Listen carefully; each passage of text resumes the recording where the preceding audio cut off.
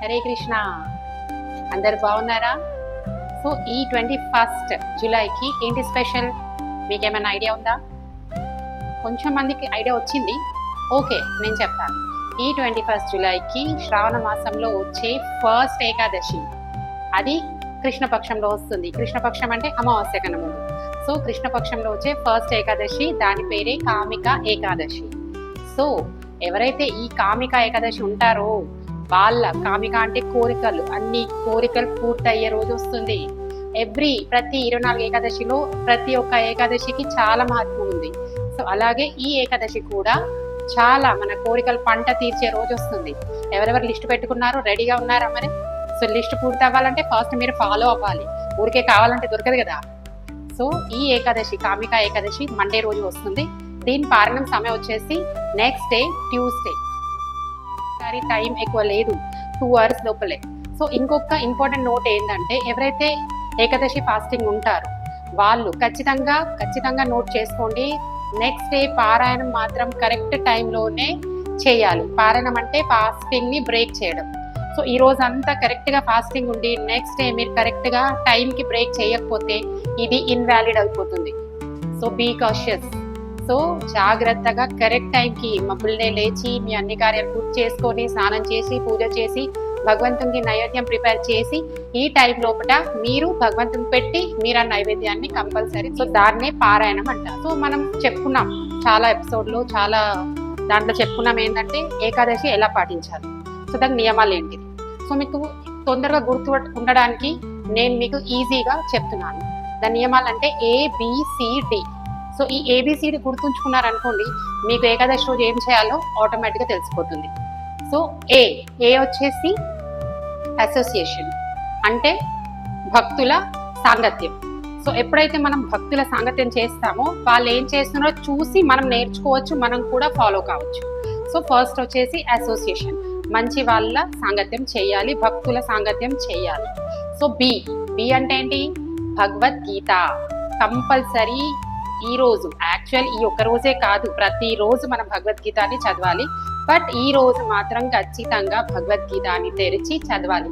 ఎవరికైతే చదువు రాదో చదువు వచ్చిన వాళ్ళతో చెప్పించుకోండి, లేదంటే వినండి. ఓకే. సి వచ్చేసి చాంటింగ్. సో చాంటింగ్ అంటే జపమాల మీద భగవంతుని నామం చెప్పాలి. హరే కృష్ణ కృష్ణ కృష్ణ హరే హరే, హరే రామ రామ రామ హరే హరే. తప్పనిసరిగా మీరు ఈ చాంటింగ్ కంపల్సరీ 1 రౌండ్ అయితే 1 రౌండ్ స్టార్టింగ్. వాళ్ళు ఇంకా ప్రోగ్రెస్ అయిన వాళ్ళు, మన ఎపిసోడ్ చూస్తున్న వాళ్ళు చాలా మంది ఇప్పటికీ చేస్తున్నారు, స్టార్ట్ చేస్తున్నారని నేను అనుకుంటున్నాను. సో మీ రౌండ్స్ ని పెంచండి. ఏకాదశి రోజు చేసే కన్నా ఎక్కువ రౌండ్స్ చేయండి. ఎంత చేస్తే అంత పుణ్యం. ఎందుకంటే ఈ శ్రావణ మాసం అంటే బయట మనం చూస్తాం కదా, డిస్కౌంట్ సేల్.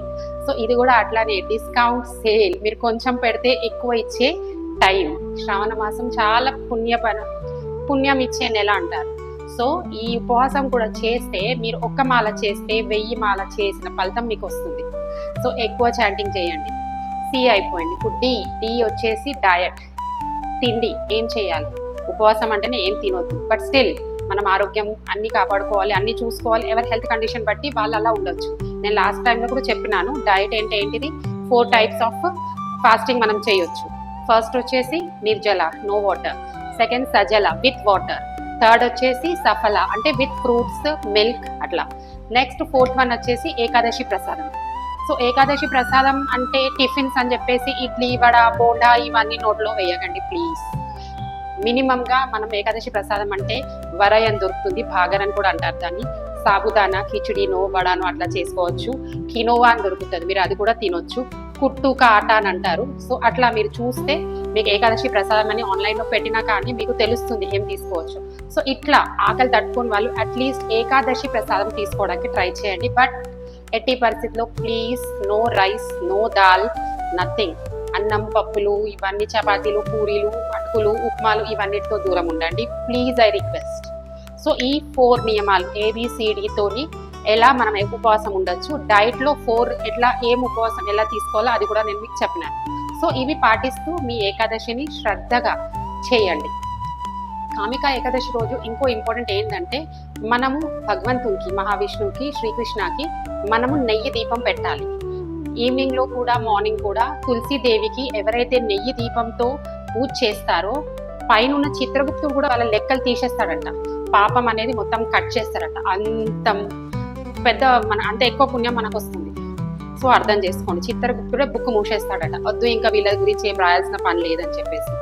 సో నెక్స్ట్ వచ్చేసి మహావిష్ణువుకి ఎప్పుడైతే మనం తులసి దళంతో పూజ చేస్తామో అప్పుడు ఆ మహావిష్ణువు ఆ కృష్ణుడు చాలా సంతోషపడి మనకి విలువ కట్టనంత పుణ్యాన్ని అప్పచెప్తారు.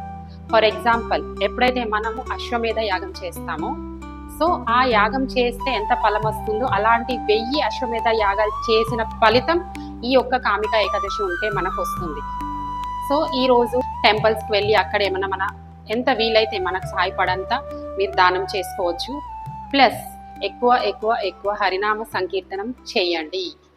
నేను చెప్పేది మీకు చివరికి ఇది ఒక్కటే మనని ఇందులోంచి బయటకు తీస్తుంది. సో ప్లీజ్ కంపల్సరిగా హరినామ సంకీర్తనం చేయండి. ఓకే, అందరికీ కామిక ఏకాదశి శుభాకాంక్షలు. హరే కృష్ణ.